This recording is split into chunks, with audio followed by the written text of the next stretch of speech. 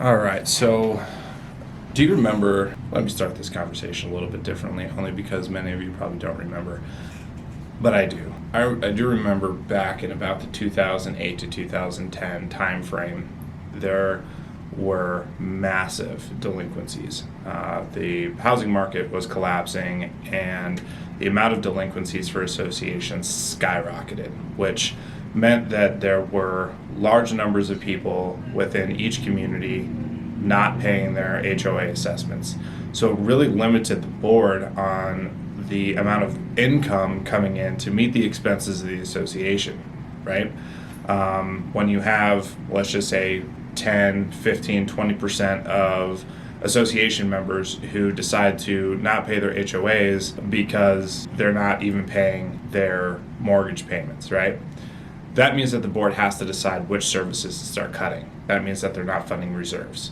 Huge issue. That means that they can't afford the pool upkeep or the snow removal bills, those types of issues, right? So in 2008, when all this happened, the boards were getting extremely frustrated with the collections process, not only from the management companies, even though that blame was misplaced because management companies, at least here in Colorado, are not fair debt collection companies, right? We have a limited time that we can try and collect the debt from an association member before it must be passed off to a company that does fair debt collection. And even at that point, when it went to an attorney or to a fair debt collection company, the time it took to be able to foreclose on non-payment of assessments or do what's in the legal boundaries to be able to collect that money, boards started to get upset. What's taking so long? Where are there issues? And even before House Bill 1137 went into place, the people that knew how to play the game did a really good job at it. They would go to a certain point and then maybe file for bankruptcy, which then was hands off for management companies and for attorneys and collection companies where we weren't able to do anything. And then they would reverse it. They would play all sorts of games that would take forever to be able to collect if we were ever able to collect. And at a certain point, after this stuff got drawn on for so long, the only thing left for the association to collect on was the super lien, right? And at that point, all the hard costs, the cost for the management company to try to collect, the cost for the attorneys to try and collect, that ate up the majority, if not all, of a super lien amount that the association is supposed to receive back, okay? Now, some of the things to consider in this 1137 bill, and we're going to be talking about this probably a lot over the coming months because I think it's really important that we do as much education as possible so when the tires hit the pavement and boards have questions that they're not quick to blame the management companies and the attorneys and all the people who are making the efforts on collections, that you really go back and take a look at these bad lawmakers. Bad lawmakers. For one, if I heard correctly, one of these lawmakers was chronically delinquent, and passed this bill for selfish agenda reasons. Really unfair, because take a look at this. Before we as the management company can turn a delinquency over to the attorney for collections, there are certain criteria that must be met now. Number one, we have to start our communication. We as ACCU are going to send out a nice courtesy letter, which is, we're not considering the first contact, right? This is a, hey, did you forget? Make sure that you pay your bill. And we're going to send that letter out. The next thing that we have to do is we have to send a delinquency letter in 3 different formats.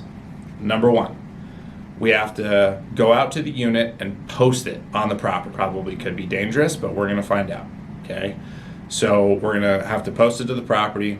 That's going to be additional expense to the association for the time, for the gas money, for the printing of the letter, etc. Right? So just posting these letters to the doors, that increased costs across the board, and I believe every association is going to have to bear these costs. And we're going to have to let the judicial system determine whether or not these fees can be charged eventually. So is it going to be the delinquent owner, the bad actor, that has to bear this expense, or is it going to have to be every good paying owner now has to pick up the expense for the bad paying owners? We're gonna have to figure that out as time goes on. Now, we have to post it to the unit. We have to send it certified mail. That's an extra expense to the community. Hopefully to the delinquent owner, but first it's going to be charged to the association, because the management contract is with the association, not with every individual owner. The owner has an agreement through the declaration with the association, so they have the right to put it on the owner's balance sheet, right? So now it's assessed to the unit owner. And number 3, either a text message. We as a company have decided that we don't have phone numbers and other contact information for all the owners, but we do have mailing address. And one of the things, the third option, is to send it regular US mail. So we're gonna do that too, right? So now we have to post it on the property, we have to send it certified mail, and we have to send it regular mail. So dramatically just increased cost on all delinquencies, and that's only to get started. So now we have to give each owner a choose your own adventure on your delinquency plan, where it was there was a 6-month standard payment plan across the board, and I'm not going to get into some historical issues on that, but it leveled the playing field for everybody, and we thought that was fine. Guess how long it is now?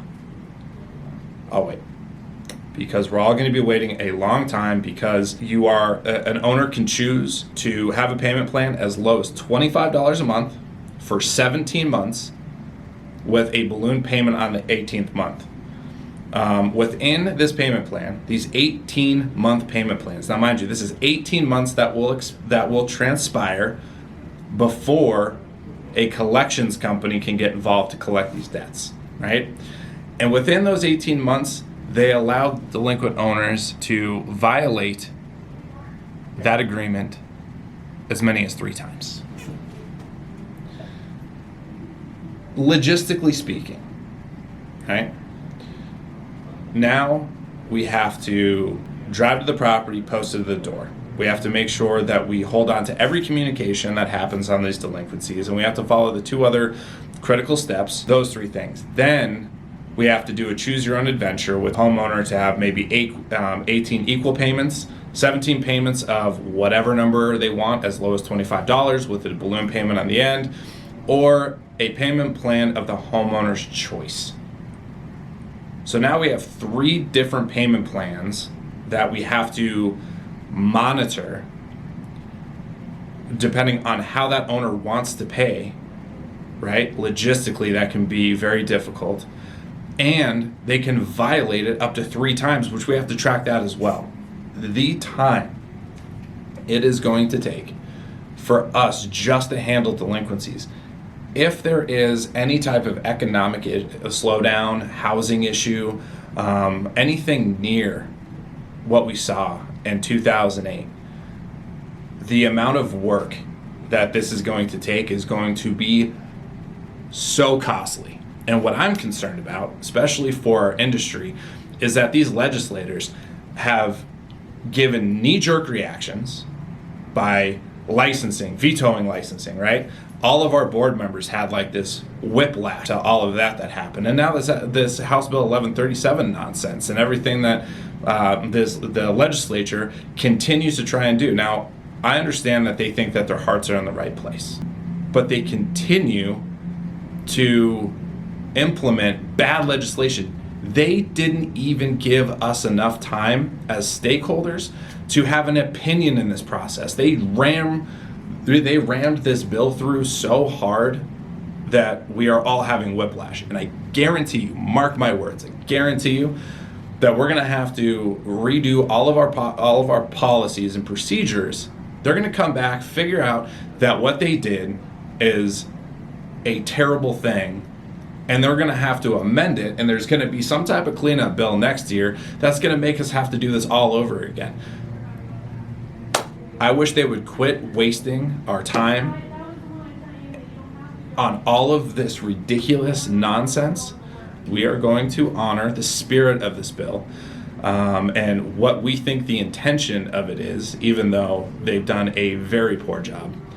And we are going to have to revise that again next year. So with our clients, we're advising in the right way, but we're doing it as gently as possible, where I really think, by trying to communicate all of these bad policy issues to boards across the state, as causing issues, is creating whiplash. The number of phone calls that I'm getting from requests for proposals, based on some of the issues that this bill has created on its own, is insane.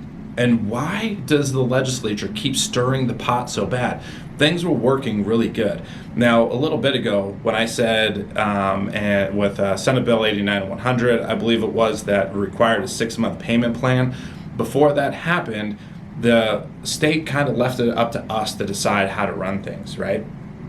If an owner was unreasonable to deal with and chronically delinquent, we may just say, you know what, pound sand, pay me, right? Not me, not me, the management company, but me, pay the association. We're not going to continue doing this with you. However, if another person called in and said, and this is actually a true story for me, my husband's over fighting in Iraq, and I've been dealing with some mental health issues, and I'm currently a single parent with 3 children, and you know what, I just had let my bills fall behind, and I apologize. I won't let it happen again. First time issue. Then fine, we can come up with a payment plan that we think meets those expectations. And they let us do that as a management company. But no, that wasn't good enough, because too many people said, oh, well, you let so-and-so have a 14-month payment plan and you gave me none. Well, so they ripped the authority away from us to be able to be reasonable with the people that we work for and made it a standard 6-month payment plan. Okay, fine. This 18-month payment plan is absolutely ridiculous, and I think everybody is gonna feel the pain of the cost associated with this bad legislation moving into the future. So anyway, not to raise too much alarm, although I think we should all be alarmed. If you have the opportunity to if you have time to write your legislators, if you are a good paying owner, and let them know that they should not be using your wallet to pick up for the slack of people who are not paying their HOA assessments, I would encourage you to do so. I really think that this bill should actually be not just revamped, it should be changed, it should just die. It needs to go away in its entirety. Bad legislation. So